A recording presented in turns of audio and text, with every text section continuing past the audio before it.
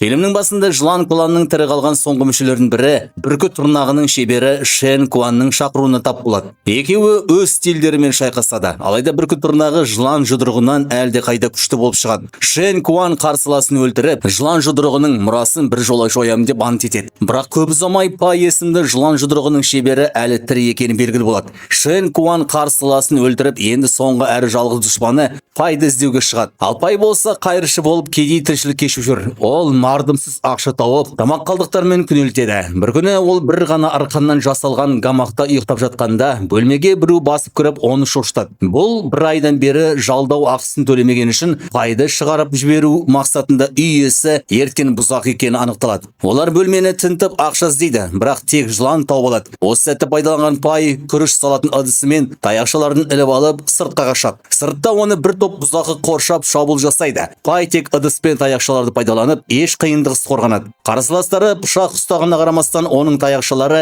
оларды оңай жеңеді. Бұзақылардың бірі Пайды қуып бара жатып, бүркіт тырнағы кланның мүшесі Су Ченге соғылады. Ол Пайды сипаттап бергенде, Су Чен олардың жылан жұдырығы кланның мүшесіне жолыққан түсінеді. Бірақ ол кезде Пай әлде қашан көзден ғайып болған еді. Осыдан кейін фильмнің басты кейіпкері Чен Фумен танысамыз. Ол жетім бала ашушаң әрі оғаш кунг-фу мұғалімі Лидің қолында тәрбиеленген. Ли өз пайдасы үшін жазықсыз шәкірттерді алдап, өзін кунг-фудың ұлы шебер ретінде көрсетеді. Бір күні таңертең Ли демалып жатқанда шәкірттер әдеттегідей жаттығып жатады. Чен Фу оларды қарап тұрып қимылдарын қайталауға тырысады да еден сыпыруды ұмытып кетеді. Мұны байқаған Ли оны таяқпен ұрады. Баланы одан әрі қинау үшін аяқ киімінің астына ағын жағып еденді қайта сыпыртады. Кейін Ли Чен Фуды шәкірттеріне жаңа жекпе-жек әдісін үйрету үшін көрнекті құрал ретінде пайдаланады. Ол Чен Фуға соққылардан жалтармауды бұйырып, жұрттың көзінше ұрып соғады. Бұл оның өзін кунг-фу шебер етіп көрсету үшін Чен Фуды бірінші рет құрбан ету емес. Чен Фу үнемі соққы жеп жүрсе де,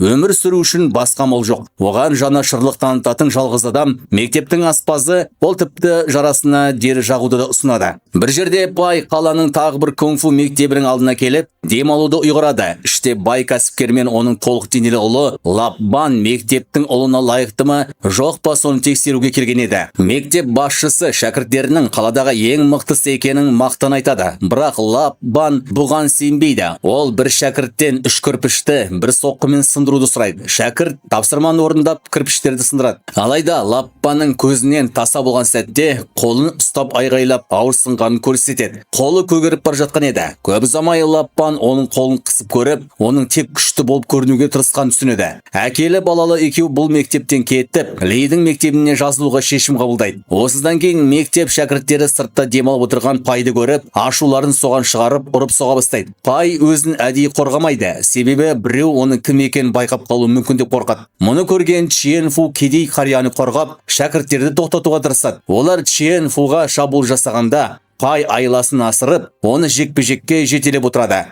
Чен Фудың артына тұрып, оны қозғап соққылардың жалтаруына көмектеседі. Осы төбелес кезінде бір орыс дін қызметкері Пайды байқап, оған қарай жүгіре жөнеледі. Алайда шын мәнінде ол жылан кланның соңғы тірі қалған мүшесін тауып, жою үшін бүркіт тырнағы кланы жіберген таңшы болатын. Пай оны байқап қалып, ұсталып қалмас үшін Чен Фумен бірге қашып кетеді. Кейін Чен Фу Пайды мектепке алып келіп, оған шай дайындайды. Ол қарияның жараланғанын көріп, түнде қалуын өтінеді. Пай оның мейірімділігіне тәнті болады. Ал сол кезде Лап Бан мен оның әкесі Ли мен кездесіп, оның жаттығу әдістерін тыңдап отыр еді. Ли өз мектебін мақтайды, бірақ Лап Бан оған сенбейді де 3 кірпішті сындыруды сұрайды. Ли күліп, кірпіш сындырудан гөрі нағыз жекпе-жекті көрсететінін айтады. Ли Чен Фуды шақырып, оның шәкірттерінің бірінен соққы жеуге бұйырады. Қуанышы қойнына сыймаған Лап Бан жекпе-жектің басталуын қызыға тамашалайды. Чен Фу тағы да соққыға жығылады, бірақ шабуылдардан жалтармайды. Өйткені егер қарсы шықса,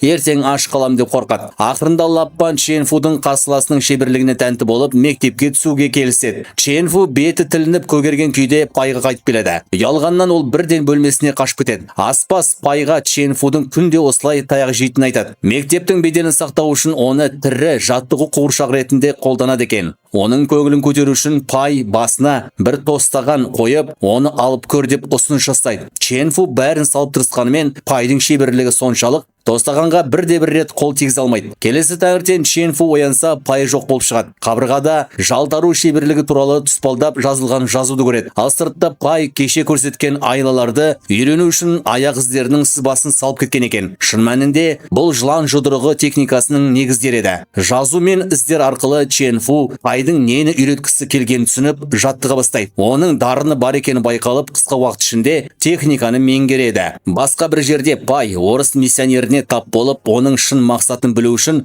соңынан ереді. Алайда көп ұзамай бұл тұзақ екенін аңғарады. Бүркіт тұрнағы кланның мүшесі Су Чен оны тоқтатып, жекпе-жекке шақырады. Миссионер мен Су Чен бірігіп Пайға қарсы шығады. Бірақ Пай оларды алдап, қашып құтылады. Дегенмен осы дүрбелеңнен кейін ол қатты жарақат алады. Осы уақытта Лаппаның әкесі ұлының жетістігін көру үшін мектепке келеді. Ли тағы да Чен Фуды қуыршақ ретінде пайдаланбақ болып, оны Лаппаны соққы алуға мәжбүрлейді. Бірақ бұл жолы Пай үйреткен әдістерді қолданған Чен Фу барлық шабуылдан оңай жалтарады. Тіпті Лаппанды әкесіне соқтығыстырып, екеуін де жерге құлатады.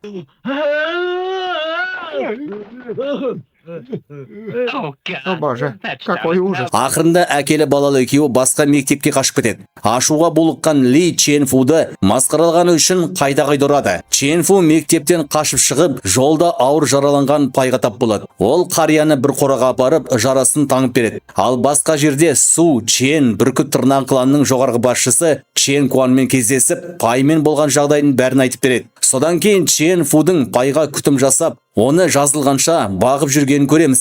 Чен Фудың текстуритер арқылы техниканы меңгергенін білген Пай, оны жылан стиліндегі кунг-фуға үйретуге келіседі. Бірақ оның үш шарты бар еді. Чен Фу оны ұстаз деп атамайды. Үйренгенін зорлық зомбылық көрсету үшін қолданбайды. Және Пай өз қарсыластарымен шайқасып жатқанда араласпайды. Чен Фу барлық шартты қабылдап жаттығуға кіріседі. Ол күндіз-түнді еңбектеніп, техникаларды өте тез меңгереді. Апталар өте келе Пай оған барған сайын қиын тапсырмалар береді. Бірақ Чен Фу бұрын соңды болмаған табандылықпен өсуді көрсетеді. Бір күні Чен Фу мектепте жалқаулау сыпырып жүргенде, Ли оны көріп әдетінше мазақтауды ойлайды. Ол ағынға баспақ болады. Бірақ еденге аяқ баспай тұрып, Чен Фу сыпырғышты оның аяғының астына сырғытып жібереді. Ли түрлі айла жасап көрседі. Жаттығудың арқасында Чен Фу одан әлде қайда жылдам болып шығады. Осы кезде қарсы мектептің бір тобы баса көптеп кіріп келеді.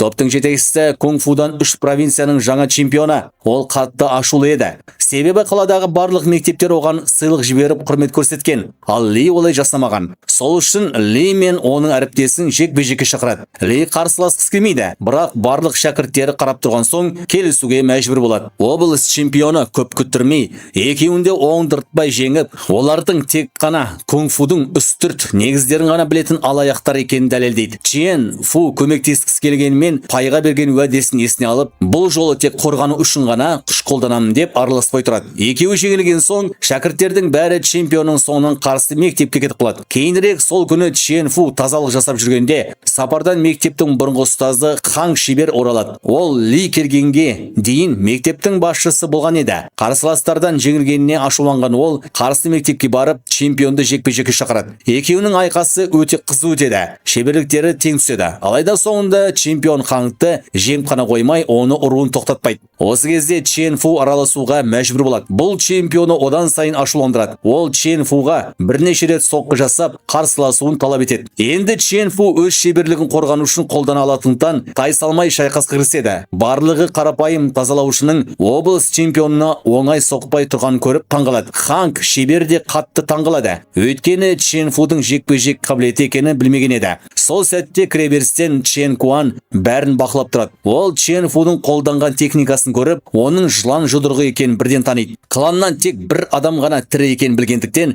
Чен Фудың Пайды танитынына көз жетеді. Чемпионды жеңген соң Чен Фу мен Ханг мектептеріне қайта оралады. Үйіне келген Чен Фу Пайдан қалған хатты табады. Хатта Пайдың бірнеше күнге кететіні жазылған екен. Хаттың қасында жылан стиліндегі жекпе-жек туралы кітап та қалдырыпты. Чен Фу Пайды көру үшін қораға асыға жетеді. Бірақ қария әлде қашан кетіп қалған екен. Сол сәтте оны осы уақытқа дейін аңдып жүрген Чен Куан тоқтатып, Пайды танитынын танымайтын сұрайды. Чен Фу оны білетін айтқанда, Чен Куан өзін Пайдың досымын деп өтіріп таныстырып, сапардан қайтқан кезде хабар беруін өтінеді. Сонымен қатар Пайға өзінің келгенін айтпауды қатты ескертеді. Өйткені ескі досын тосын сыймен қуантқысы келетінін айтады. Аңғал Чен Фу оған сеніп көмектесуге келіседі. Үйіне келгенде ол өзінің мысық мысығының жыланмен арпалысып жатқан көреді. Алғашында жылан қауіпті көрінгенімен мысықтың табандары оған оңай қарсы тұратыны байқалады. Осы көрініс Чен Фуға ой салады. Ол табан техникасын жылан жұдырығы әдісімен біріктіріп, одан да қауіпті тәсіл жасауға болатынын түсінеді. Басқа жерде Пай қалаға қайта оралып, бірден Су Ченмен бетпе-бет келеді. Әуелі Су Чен өзін өлгендей көрсетіп, кенеттен пышақпен шабуыл жасайды. Ол Пайды жаралатын деп ойлайды, бірақ Пай шабуылға дайын болып, соққыдан жалтарып үлгерген еді. Екеуінің арасында жекпе-жек басталып, Пай өз шеберлігінің арқасында басым түсіп Су Ченді өлтіреді. Осыдан кейін ол Чен Фуға жолығады. Ал Чен Фу оны көріп қатты қуанады. Олар аспаздан шай сұрайды, бірақ әлгі адам шайға у қосып жібереді. Дәл сол кезде Чен Фу Шен Кунды есіне алып, Пайдың келгенін хабарлау үшін жүгіріп кетеді. Алайда олар қайта оралғанда Пай қайтадан қашып кеткен болып шығады. Шен Куан оның қайда бет алған болжайды, соңынан қуады. Ал Чен Фу да ілесе кетеді. Жолда Чен Фудың жолын орыс миссионері кесіп, оны өлтірмек болады. Қолында қылышы бар миссионер алғашқыда басымдыққа ие болады. Чен Фудың киімі жыртылғанымен, оны ақырындап оны жеңіп шығады. Ал басқа жерде Пай мен Шен Куан кездеседі. Пай енді қашудан шаршағанын айтып, екі клан арасындағы 100 жылдық өшпенділікті бір жолы аяқтау үшін шайқасқысы келеді. Жекпе-жек басталып, әуелде екеуінің шеберлігі тең түседі. Бірақ көп ұзамай Шен Куан басымдық алып, Пайды өлтірмек болған сәтте Чен Фу араласады. Ұстасын құтқару үшін ол Шен Куанмен өзімен шайқасу сұрайды. Пай Чен Фудың әлі жеткілікті дайын емес екенін біліп, оны тоқтатқысы келеді. Бірақ Чен Фу тайсалмайды. Көп ұзамай екеуі бір-біріне ұмтылады да Чен Фу өзінің жаңа ойлап тапқан әдісі мысық тырнағы техникасымен қарсыласының бетін тырнап жібереді. Жылан жұдырығымен мысық тырнағын үйлесім арқылы ол ерекше әрі өлімге қауіпті жаңа әдіс жасап шығарады. Бұл тәсіл бүркіт тырнағы стилін өте қысқа уақытта жеңіп шығады. Ақырында Шен Куан да жеңіледі. Ұстаз бен шәкірт кеткелі жатқанда аспаз келіп Шен Фуды пышақтамақ болады. Бірақ Пай оны еш қиналмай тоқтатып, неге бұлай істеп жүрген сұрайды. Сөйтсе ол да бүркіт тырнағы кланның тыңшысы болып шығады. Ол бұрын берген удың әсерінен екеуі де қазір өледі деп күліп тұрады. Бірақ Чен Фу шайдың тым ыстық болған үшін оны ауыстырып қойған айтып шындықты ашады. Соңғы көріністе аспаз уланған шайды өзі ішіп қойған есіне түсіреді. Удың әсері бірден білініп, ол сол жерде жан тапсырады. Фильмнің ең соңында Пай Чен Фуды осындай қуатты жаңа әдіс ойлап тапқан үшін мақтайды.